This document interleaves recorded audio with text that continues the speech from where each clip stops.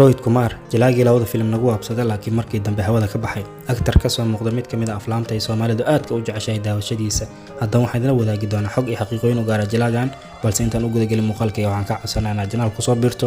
muuqaalka dadka ee laakiin oo sii share garay oo la wadaaga asxaabtaada soo dhawaada saaxiibayaal روهيت كومار waa jilaa sidoo kale producer ama soo saare jalaagan waxa uu fanka Hindi ku soo biiray horaantiisa ka shameeyay filimkiisii ugu horeeyay ka soo muuqdana waa filimka caanka ah Azmiyash waxaana qayb ka ahaa jalaaga caanka ah Dalamandar waxa uu soo baxay filimkaasi sanadii 1995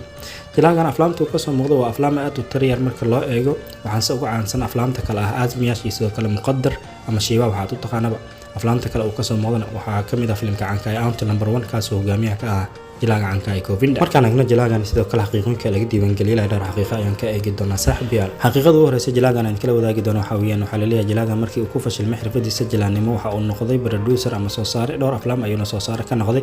balse waxa ugu caansan aflaamta oo soo saaraha ka noqday filimka caanka ah Mujajilagni lagi waa filimkii jaceelka ah ee hogaamiyaasha ka wada ahayn Heritage Roshan iyo sidoo kale Amisha Patel xaqiiqooyin kale waxa kamid ah jalaagan waxa la leeyahay waxay ilmo ay laxmihiin ama ilmaha waryar jalaaga caanka ah Heritage Roshan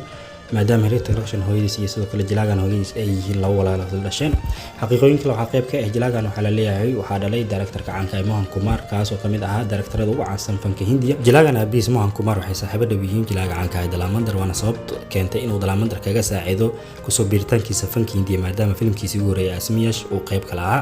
xaqiiqada ugu dambeysay jalaagan aan kala wadaagi doono waxa weeyaan jalaagan waxa la leeyahay aflaamta uu sameeyay ee tiyaatarada loo saaray kuwa uu sameeyo aan loo daawan yani aan tiyaatarada loo saarin waxa badan inta uu sameeyay oo aan tiyaatarada la saaran ama aan la daawan aflaamta uu sameeyay oo aan loo daawan waxa qayb ka ah Beerka Avada oo 9 uu sameeyay lama daawan filim kale oo lagu magacaabo Agar Mujhse Mohabbat oo 93 uu sameeyay lama daawan Sena oo 95 uu sameeyay lama daawan Jani Tamanna 95 uu sameeyay lama daawan iyo sidoo kale filim kale oo lagu magacaabo Amir Garib oo 97 uu sameeyay lama daawan saaxiibayaal haddaba intaas ayaan kusoo gabagabay xogtii xaqiiqooyinkii koobnaa kala wadaaga jalaaga caanka ah ee Rohit Kumar fadlan dadka muuqaalka laag inoo saar si share gareeyo la wadaaga asxaabtaada waana ku mahadsantahay daawashada muuqaalkeena